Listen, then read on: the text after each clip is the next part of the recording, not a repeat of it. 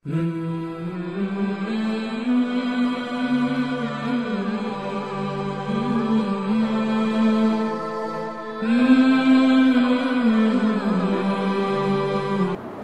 علیکم ورحمۃ اللہ وبرکاتہ۔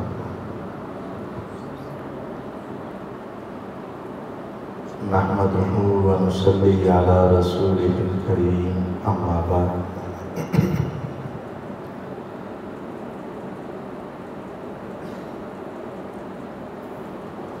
عن ابی ہریرہ رضی اللہ تعالی عنہ ان النبی صلی اللہ علیہ وسلم قال اذا صلیتم علی المیت فاخلصوا له الدعاء۔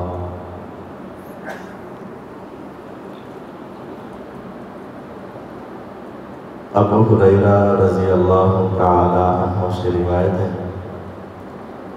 نبی کریم صلی اللہ علیہ وسلم نے ارشاد فرمایا، اذا صلیتم علی المیت، جب تم میت کا جنازہ پڑھو، میت کے اوپر نماز پڑھو، فَأَخْلِصُوا لَهُ الدُّعَاء، تو اس کے لیے خلوص کے ساتھ دعا کرو۔ اس کو ابو داؤد نے روایت کیا ہے اور ابن حبان رحمہ اللہ نے صحیح قرار دیا ہے۔ یہ کتنا واضح فرمان ہے کہ میت کا جنازہ پڑھو تو خلوص کے ساتھ دعا کرو۔ اب خلوص کے ساتھ دعا جب کی جائے گی تو کچھ وقت تو لگے گا۔ ہمارے کچھ دوست 1 منٹ بھی پورا نہیں ہونے دیں گے، تو وہ اس روایت کی مخالفت ہے۔ اور جب دعا کرنے کا حکم ہے تو وہ جنازے میں دعائیں بہت کم، اور جنازہ ختم ہونے کے بعد 40 قدم دور جا کر دفن کرنے کے بعد وہاں جا کر دعا شروع کر دیں، یا پھر جنازہ ختم ہونے کے بعد میت کے قریب کھڑے ہو کر پھر دعا شروع کر دیں۔ حالانکہ اصل مسئلہ یہ ہے، جب تم جنازہ پڑھو نا تو تب تم خلوص کے ساتھ دعا کرو۔ جنازے کے اندر خلوص کے ساتھ دعا کرنا اس کا حکم ہے۔ اب خلوص کے ساتھ دعا سارے کس طرح کر سکتے ہیں؟ ایک تو یہ ہے کہ سارے ہی پڑھیں، اور وہ ہماری اکثریت کو آتی نہیں دعائیں۔ دوسری شکل یہ ہے کہ امام اونچی آواز میں پڑھے اور وہ آمین کہہ کر شریک ہو جائے۔ لیکن ہمارے یہاں یہ کیا جاتا ہے کہ پچھلوں کو آتی نہیں، اور امام صاحب نے اونچی پڑھنا نہیں۔ جب انہوں نے اونچی نہیں پڑھنا اور پچھلوں کو آتی نہیں، تو پھر اس وجہ سے جنازہ بہت مختصر پڑھایا جاتا ہے۔ اس روایت میں جو میت کے ساتھ ہمدردی کا حکم ہے، اذا صلیتم علی المیت فاخلصوا له الدعاء، کہ جب تم میت کا جنازہ پڑھو، میت پر نماز پڑھو، تو خلوص کے ساتھ اس کے لیے دعائیں کرو۔ تو اس کے لیے خلوص کے ساتھ دعا 2 ہی طرح سے ممکن ہے، یا تو پچھلے سب افراد کو آتی ہو اور وہ سارے ہی پڑھیں اور توجہ سے پڑھیں، یا پھر کم از کم امام اونچی آواز سے دعائیں پڑھیں اور وہ پیچھے والے آمین کہہ کر اس میں شریک ہو جائیں۔ یہ جنازے کے بعد میت کی چارپائی کے ارد گرد کھڑے ہو کر دعا مانگنا یا دفن کرنے کے بعد 40 قدم دور جا کر دعا مانگنا، یہ دونوں طریقے ہی قرآن و حدیث سے ثابت نہیں ہیں۔ جنازے میں دعا مانگنا اور خلوص کے ساتھ دعا مانگنا یہ آپ کا حکم ہے اور شریعت میں ثابت ہے۔ وعن ابی ہریرہ رضی اللہ تعالی عنہ عن النبی صلی اللہ علیہ وسلم قال اسرعوا بالجنازہ فإن تک صالحة فخیر تقدمونها الیہ وإن تک سوا ذلک فشر تدعونہ عن رکابکم۔ ابو ہریرہ رضی اللہ تعالی عنہ کی دوسری روایت، نبی کریم صلی اللہ علیہ وسلم کا ارشاد عالی ہے، اسرعوا بالجنازہ، میت کو لے کر، جنازے کو لے کر دوڑو، جلدی کرو۔ یہ دیکھیے گا حدیث کے الفاظ کیا ہیں، اسرعوا بالجنازہ، جنازے کو لے کر دوڑو، جلدی کرو۔ سرعت ہمارے ہاں بھی جلدی کے معنی میں چلتا ہے، اسرعوا جلدی کرو۔ میت کی چارپائی اٹھائی تو اس کو جلدی لے جاؤ۔ ہمارے ہاں پیچھے سے آوازیں لگ رہی ہوتی ہیں، آرام سے، تیز نہیں، آہستہ آہستہ، آرام سے، تو یہ غلط ہے۔ حکم ہے کہ میت کی چارپائی اٹھاؤ تو دوڑ پڑو، جلدی سے لے جاؤ۔ اور آپ کو اللہ تعالیٰ حج عمرہ کروائے۔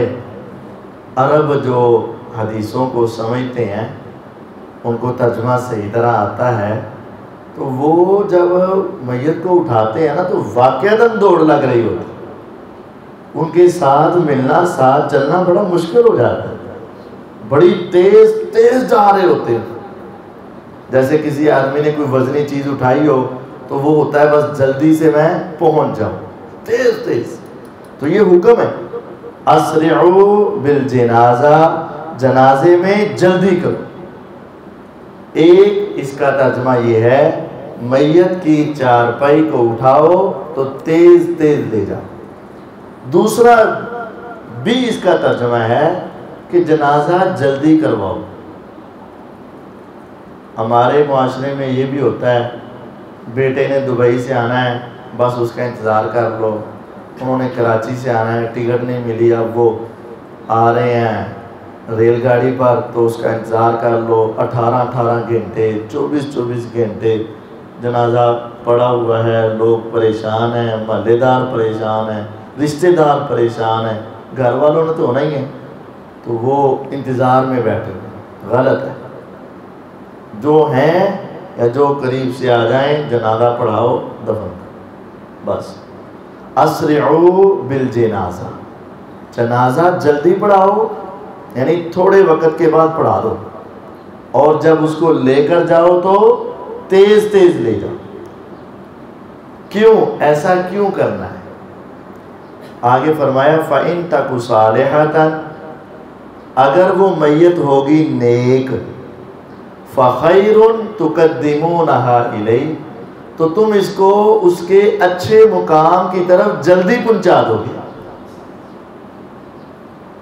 اگر نیک ہے تو نیک روح جب فوت ہو گئی ہے، اب اس کو دنیا میں سکون ملے گا یا اس کو قبر میں سکون ملے گا؟ قبر میں ملے گا۔ قبر میں اس کو جنتی بستر ملنے والا ہے، جنتی لباس ملنے والا ہے، جنت کی ٹھنڈی ہوائیں ملنے والی ہیں، اور اس کو اللہ تعالیٰ کی طرف سے یہ کہا جائے گا سو جا اور قیامت تک تمہیں کوئی اٹھائے گا ہی نہیں، تو وہ نعمتیں ملنے والی ہیں۔ تو تم اس کو یہاں روک کر رکھو گے تو نعمتوں سے تم اس کو دور کر دو۔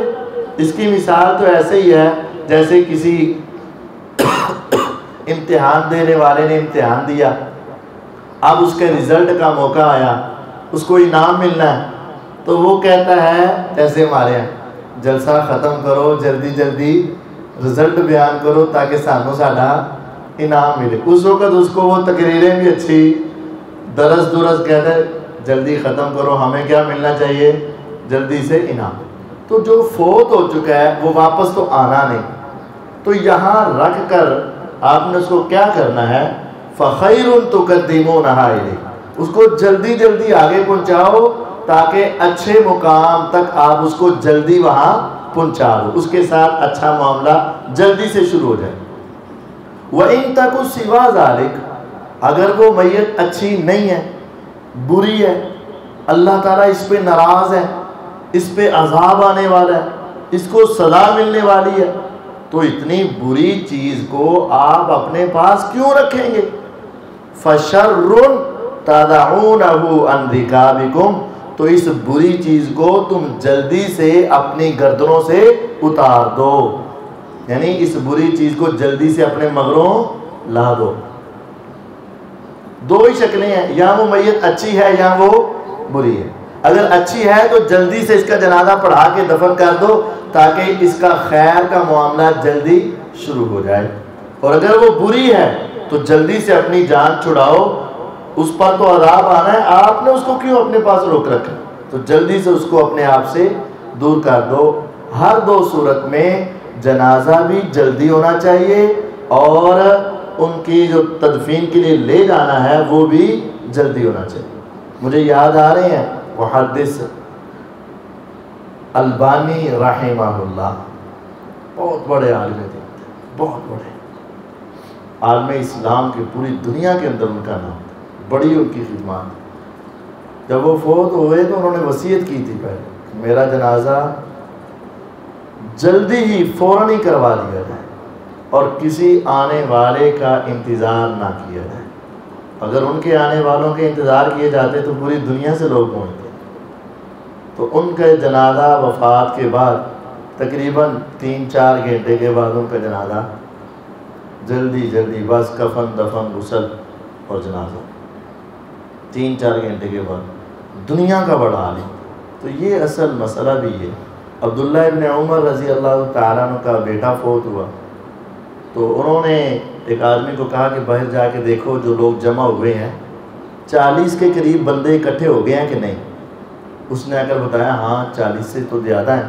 کہا اٹھاؤ جنازہ پڑھاؤ، کسی اور کا انتظار نہیں، کیونکہ رسول اللہ صلی اللہ علیہ وسلم نے فرمایا جس کے جنازے میں 40 توحید پرست آ جائیں اور وہ دعا کر دیں اللہ اس کی سفارش قبول کر کے میت کو معاف کر دیتے، تو کسی کے خاص انتظار نہیں ہوتا۔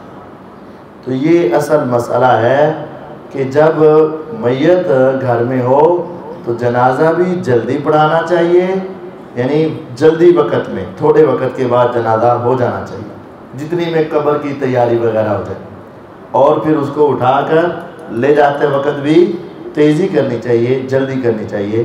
یہ حدیث صحیح بخاری اور صحیح مسلم میں موجود ہے۔ وعنہ رضی اللہ تعالی عنہ، ابو ہریرہ رضی اللہ عنہ کی ہی تیسری روایت ہے، رسول اللہ صلی اللہ علیہ وسلم نے فرمایا من شہید الجنازۃ حتی یصلی علیہا فلہ قیراط، جو جنازے میں حاضر ہوا اور اس کا جنازہ پڑھا اس کو 1 قیراط ثواب ملے گا۔ ومن شہدہا حتی تدفن فلہ قیراطان، اور جو جنازہ پڑھنے کے لیے گیا حتیٰ کہ اس کی تدفین کر کے واپس آیا اس کو 2 قیراط ثواب ملے گا۔ پوچھا گیا مل قیراطان، قیراط کیا ہوتا ہے؟ اصل میں قیراط عربی کے اندر مختلف معانی کے لیے چلتا ہے، تو پوچھا گیا یہاں قیراط کا معنی کیا ہے؟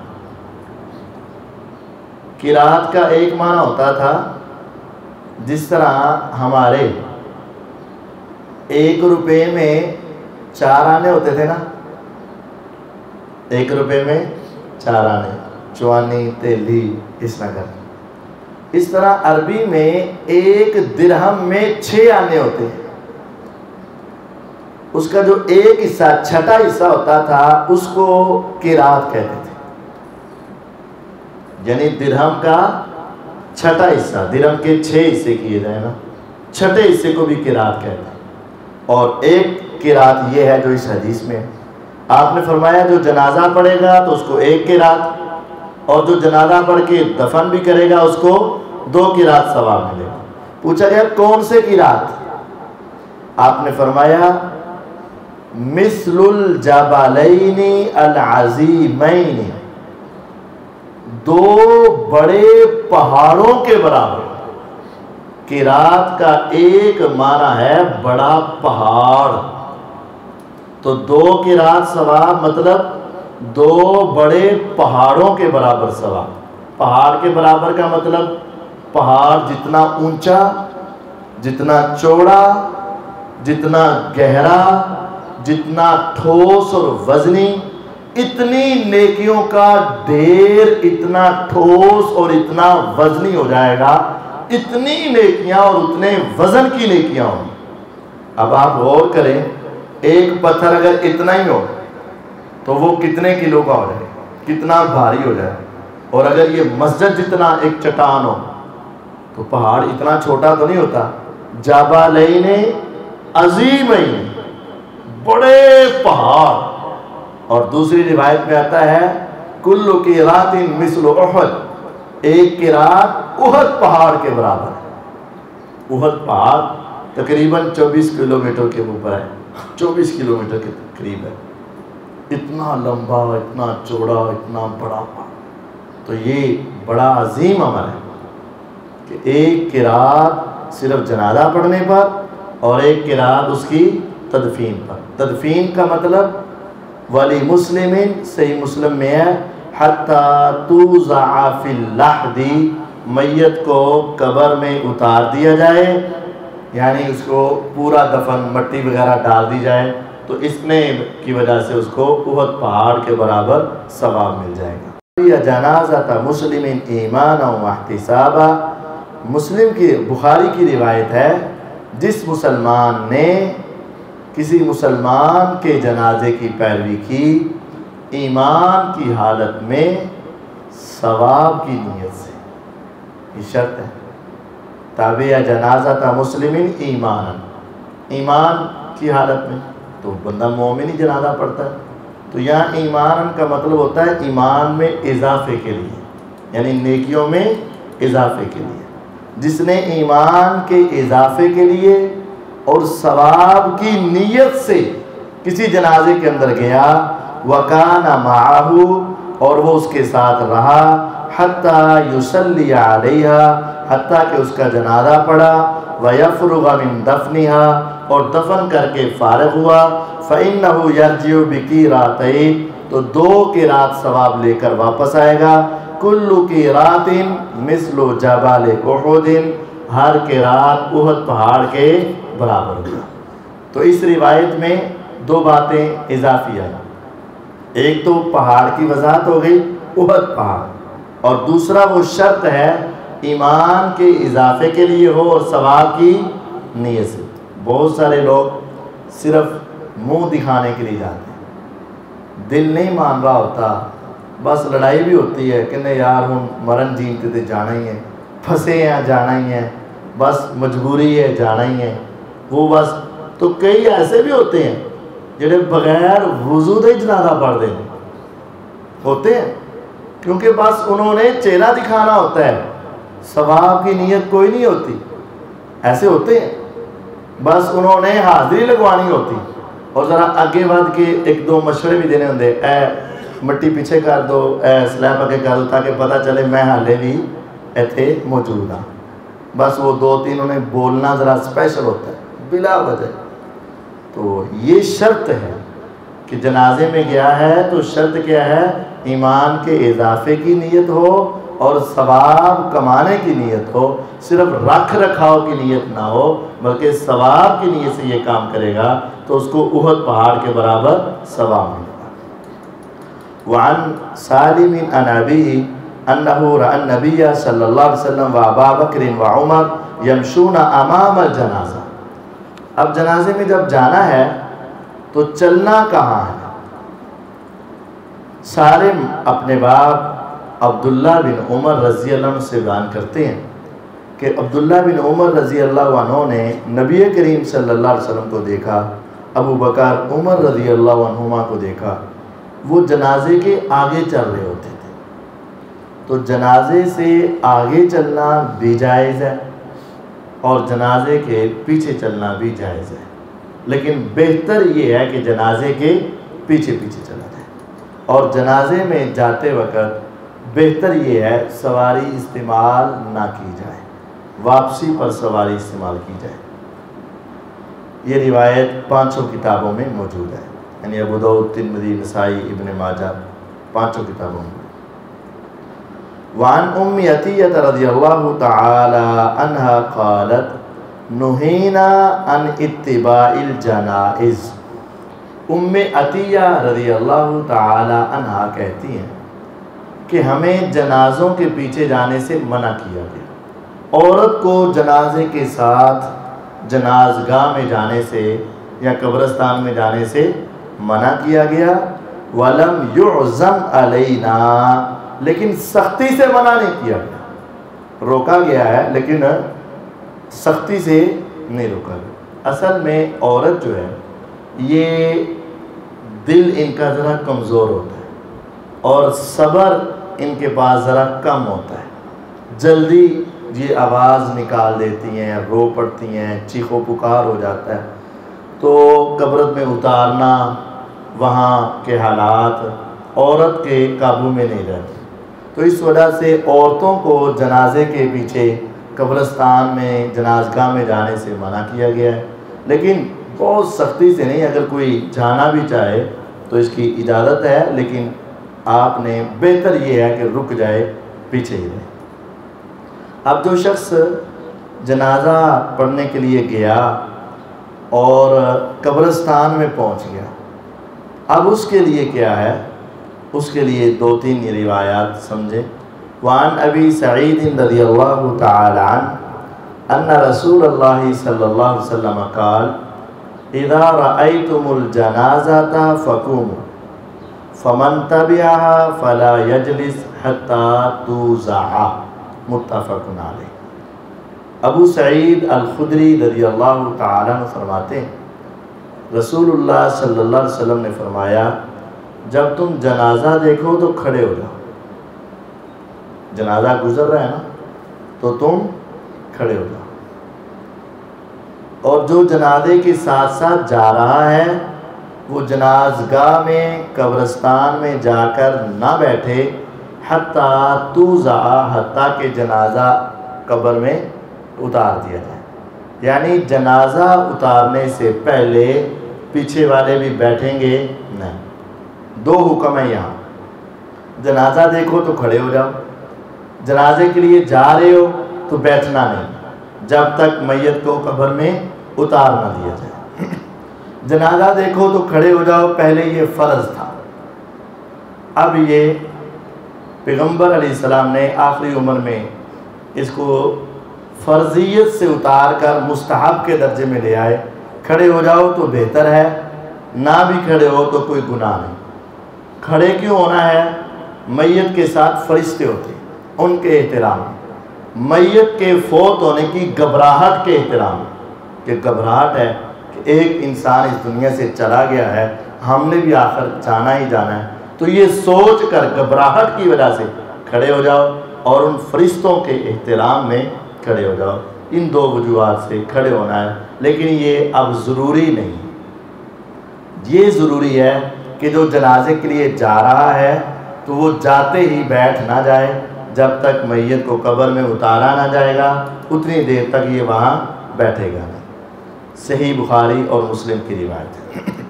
وعن ابی اسحاق ان عبداللہ بن یزید رضی اللہ عنہ ادخل من قبال رجل القبر المیت وقال هذا من السنة. یہ ایک بڑا اہم مسئلہ ہے جو ہمارے معاشرے میں اکثر غلط کیا جاتا ہے۔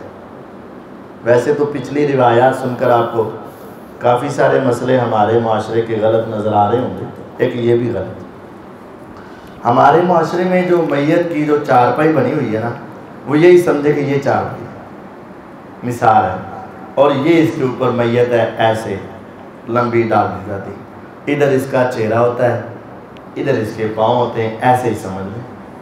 تو وہ ادھر سے اس کا کھولا جاتا ہے یا ادھر سے اس کی وہ جالی سی کھولی جاتی، اور 7 قبر تھے، ایسے اٹھا کر دائیں یا ایسے اٹھا کر بائیں قبر میں اتارتے ہیں، ایسے ہی ہے۔ یہ غلط ہے، یہ غلط ہے۔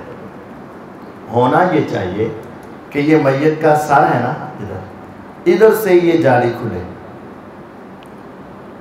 عبداللہ بن یزید رضی اللہ عنہ فرماتے ہیں، عبداللہ بن یزید رضی اللہ عنہ نے ایک میت کو قبر میں اتارا تو قبر کے پاؤں کی جانب سے اتارا، میت کا سر اور قبر کے پاؤں، اور اتار کر کہنے لگے ھذا من السنتی، یہ سنت طریقہ ہے، یعنی ہمارے ہاں دائیں بائیں اتارا جاتا ہے۔ انہوں نے کیا کیا، یہ چارپائی ہے، یہ میت کا سر ہے، ادھر قبر ہے، قبر کے یہاں سے پاؤں والی جگہ ہے، ادھر اس کے سر والی جگہ ہے، میت کو ایسے اٹھا کر ایسے کر کے اگر قبر میں اتارا ہے، یعنی ایسے میت کو اٹھایا، ایسے یا ایسے نہیں اتارا، یہ میت کو اٹھایا ایسے کر کے قبر میں اتارا ہے، قبر کے پاؤں کی جانب سے میت داخل ہو، قبر کے پاؤں کی جانب سے میت کا سر داخل ہو، اور اس طرح کر کے آگے کھینچ دیا جائے۔ یہ سنت طریقہ ہے میت کو قبر میں اتارنے کا، لیکن ہمارے ہاں آسانی دیکھی جاتی ہے، وہ دائیں سے بائیں یا بائیں سے دائیں اتار دیا جاتا ہے۔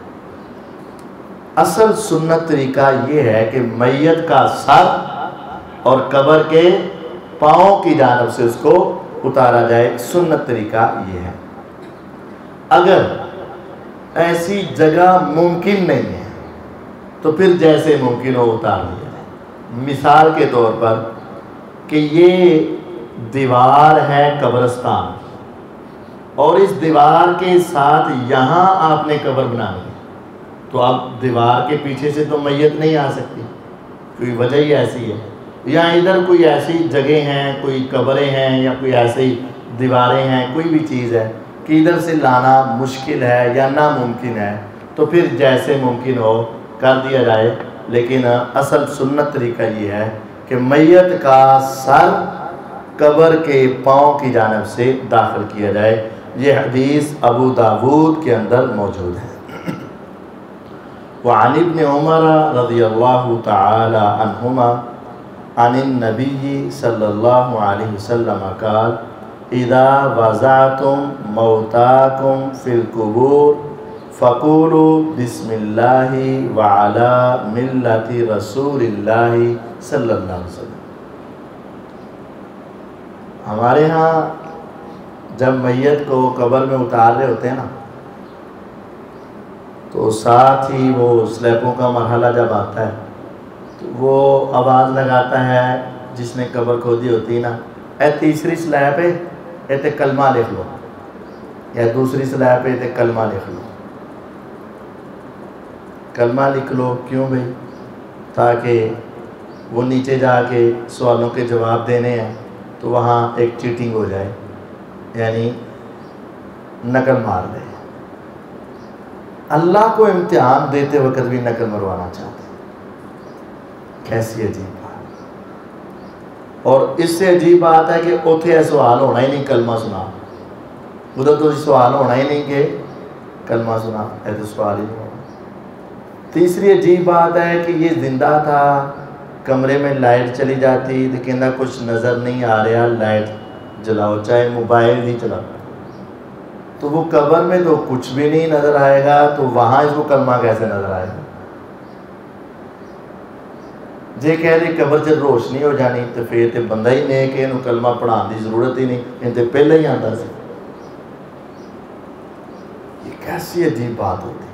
اور پھر اسی قبر پر کلمہ لکھتے ہیں تو او دے تے کھڑے ہو کے مٹی پا رہے ہوتے ہیں، او تے کھڑے ہو کے اگلیاں سلیپاں صحیح کر رہے ہوتے ہیں، تو پھر بھی گستاخ اسی دے اسی گستاخ پھر بھی ہم کہ بھئی یہ گستاخ غور کیجئے۔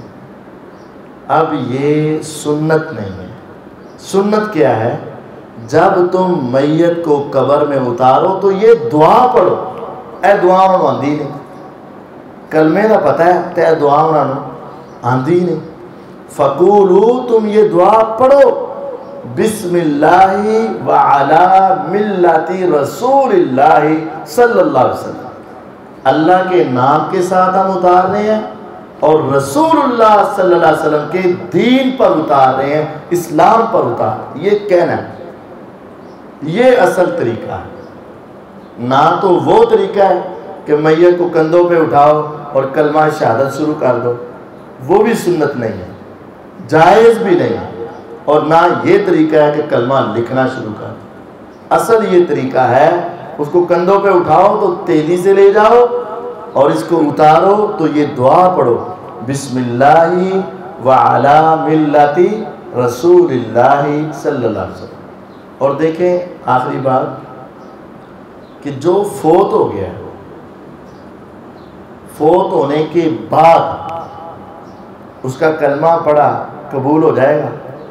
وہ تو ہونا ہی نہیں۔ قرآن مجید میں ہے کہ فرعون جو تھا نا، فرعون جب وہ مرنے لگا تھا، موت نظر آ گئی تھی، ہوتے آ رہے تھے، اس نے کہہ دیا تھا آمنت بالذی آمنت بھی بنو اسرائیل وانا من المسلمین۔ یعنی یوں سمجھے زندگی کا آخری منٹ تھا، زندگی کا آخری منٹ تھا۔ مثال دے رہا ہوں، ویسے تو اللہ کو پتہ ہے کتنا منٹ تھے۔ زندگی کے آخر میں اس نے کہہ دیا تھا کہ میں آمنت بالذی آمنت بھی بنو اسرائیل، میں بھی اس رب پر ایمان لے آیا جس پر بنو اسرائیل ایمان لائے، وانا من المسلمین، میں مسلمان ہو گیا۔ فرشتے نے گارا پکڑا، منہ میں ٹھونسا، کہا آل آنا، اب ہن جب موت نظر آ گئی تو اب کلمہ پڑھتا ہے۔ وَقَدْ عَصَيْتَ قَبْلُ وَكُنْتَ مِنَ الْمُفْسِدِينَ، پہلے ساری زندگی خرابیاں کرتا رہا، فساد کرتا رہا، نافرمانی کرتا رہا، ہن تیرا کلمہ قبول۔